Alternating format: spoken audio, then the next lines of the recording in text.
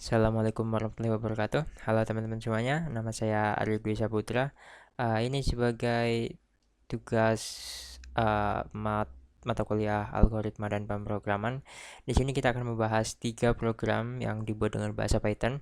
Pertama ada program menampilkan dari Fibonacci, yang kedua program untuk mengecek bilangan ganjil atau genap, dan yang ketiga program untuk mengecek bilangan prima atau bukan. Jadi langsung saja kita ke pembahasannya. Oke, jadi teman-teman, di kode pertama ini kita ada program untuk menampilkan deret Fibonacci. Jadi deret Fibonacci itu apa sih? Deret Fibonacci itu sebuah deret bilangan yang dimana semua bilangan itu semua angkanya itu adalah jumlah dari dua angka sebelumnya. Dan deret ini dimulai dari bilangan 0 dan 1. Jadi, uh, penampakan bilangan pertama itu 0, yang kedua 1. Dan bilangan ketiga itu jumlah dari 0 dan 1. Kemudian bilangan keempatnya adalah jumlah dari 1 dan 1. Begitu seterusnya sampai sampai yang kalian inginkan. Oke, di sini di program yang saya buat saya ingin ada inputan dari user. Jadi user bisa milih sendiri nih eh, berapa digit yang mereka pengen tampilkan. Jadi saya nambahin variabel FIB, ini nanti akan diisi oleh inputan dari user. Jadi user memasukkan limitnya, kemudian dia akan tersimpan di variabel FIB ini. Kemudian karena dari Fibonacci ini dimulai dari angka 0 dan 1, jadi kita tambahkan juga untuk 0 dan 1. Di sini saya menambahkannya ke variabel A dan variabel B. Kemudian di baris for range ini adalah perulangannya. For adalah perintah untuk perulangannya, terus underscore di sini adalah kayak sebuah apa ya, tanda. Ini menandain bahwa variabel FIB ini nggak masuk ke dalam badan atau tubuh si perulangan for-nya ini. Jadi FIB di sini adalah cuma sebagai jumlah perulangannya. Kemudian di baris selanjutnya ini ada rumusnya ya. Ini ada A, B sama dengan B, A tambah B. Ya, ini merupakan tuple ya, nggak boleh diubah. Nilainya nggak boleh berubah. Kemudian baris terakhir adalah untuk menampilkan outputnya. Ini ada print A karena awalnya dari 0 ya. Kemudian koma N sama dengan tanda petik kosong di sini, spasi. Jadi fungsinya N ini adalah supaya output dari print ini ditampilkan dalam satu baris.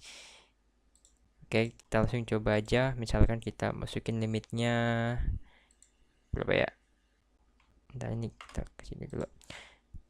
Ini kita menampilkan 5. Nah, nantinya akan ada dari Fibonacci sebanyak 5 digit.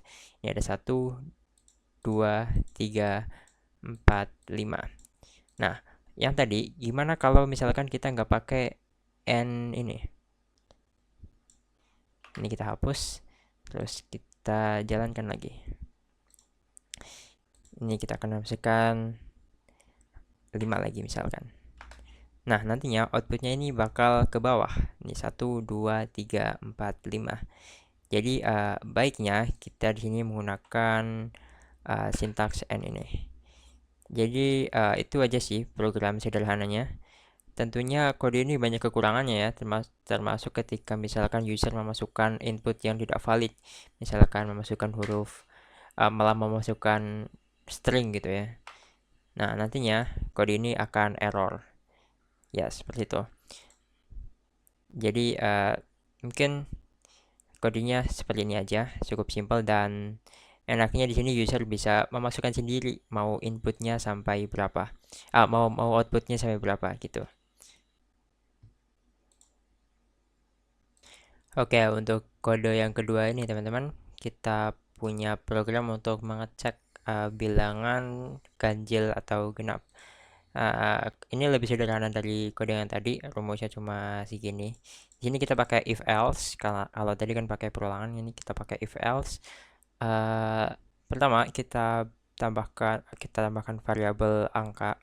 Sini saya pakai variabel angka, dan variabel angka ini akan diisi dengan nilai yang dimasukkan oleh user dengan perintah input tentunya. Terus rumusnya di sini, jika angka ini adalah operator modulus, jadi untuk menampilkan sisa pembagian. Jadi jika angka dibagi 2 itu sisanya 0, maka bilangan tersebut adalah bilangan genap.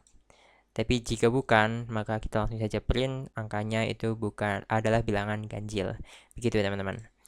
Kita langsung coba aja, misalkan kita masukin nilainya 9.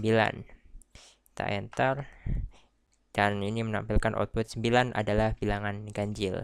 Begitu ya teman-teman. Dan seperti yang sebelumnya, karena kode ini sangat sederhana, jadi jika user memasukkan variabel nilai yang tidak valid, tentunya kode ini akan error. Misalkan tes begitu, ya akan error seperti ini. Oke, mungkin begitu aja, sederhana sekali kodenya. Oke, kemudian untuk kode yang terakhir ini, kita ada program untuk memeriksa apakah bilangan yang dimasukkan prima atau bukan bilangan prima. Jadi bilangan prima itu adalah bilangan asli yang dimana bilangan prima itu lebih besar dari 1. Terus bilangan tersebut cuma bisa dibagi sama 1 atau sama bilangan itu sendiri. Jadi bilangan itu tuh nggak bisa habis dibagi oleh bilangan lain. Begitu. Jadi pertama aku nambahin variabel prima di sini yang nantinya akan diisi oleh nilai yang dimasukkan oleh user. Kemudian di sini kita pakai if prima lebih kecil atau sama dengan 1, maka itu bukan bilangan prima. Ya gitu. Kemudian jika bukan, kita masukin perulangan di sini, for i in range 2,5. Fungsi i di sini adalah sebagai variabel penguji. Jadi ini tuh nilai dari ini bakal berubah dari rentang 2, dari range 2 sampai bilangan prima min 1. Nah, jadi di sini kita lanjutin aja. Kemudian if prima modulus i, jadi jika bilangan prima jika bilangan prima dibagi i itu habis, maka bilangan tersebut bukan prima, karena bilangan prima itu cuma habis dibagi oleh 1 dan bilangan itu sendiri. Jadi kalau di sini ada i, jika ada nilai i yang bisa membagi habis bilangan tersebut, maka bilangan itu ya bukan prima. Kemudian di sini ada break. Break ini digunakan untuk menghentikan program secara paksa. Jadi jika ada bilangan yang habis dibagi, bukan bilangan prima gitu, nanti programnya akan selesai, nggak bakal lanjut ke bawah ini. Oke gitu. Jadi itu fungsi break di sini. Kemudian break terakhir else. Break terakhir ini print untuk bilangan prima. Jadi jika bilangan yang dimasukkan itu lolos dari seleksi di atas ini, maka bilangan tersebut adalah bilangan prima, yang dimana itu bilangannya bukan 1. Kemudian bilangannya tidak habis dibagi oleh bilangan lain. Jadi ya else ini sisa dari seleksi di atas. Hasilnya mungkin kita bakal langsung coba aja. Sini mungkin kita bakal masukin bilangan 1 dulu. Nah, 1 ini bakal langsung dikasih tahu bakal 1 ini bukan bilangan prima. Kemudian kita misalkan masukkan 100 gitu ya. 100 apakah bilangan prima? Jawabannya bukan bilangan prima.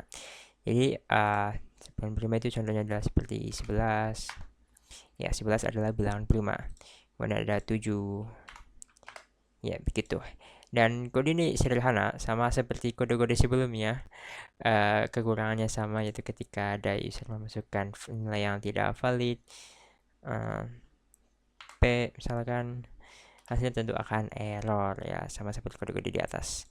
Namun untuk kode ini kayaknya kalau misalkan kita masukkan nilai min 1 hasilnya bakal bukan bilangan prima. Nah ya, cuman kalau yang ini yang memeriksa bilangan ganjil atau genap, apakah tetap bisa? Oh maaf, ini harus diisi dulu. Mana ya? Satu. Hanya ini. Oh ini limit Fibonacci ya. Kita misalkan masukkan min 1.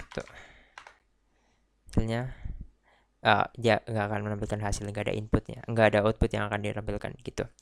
Jadi itu salah satu kekurangannya. Oke, mungkin cukup sekian ya. Tadi kita udah jelasin tentang kode menampilkan dari Fibonacci, mengecek bilangan ganjil genap, dan mengecek bilangan prima atau bukan. Mungkin cukup, semoga video bisa membantu. Ya, nama saya Ali Dwi Saputra. Nomor pokok mahasiswa saya adalah 250109064. Oke, semoga video bisa membantu. Stay coding teman-teman semuanya. Sampai jumpa lagi.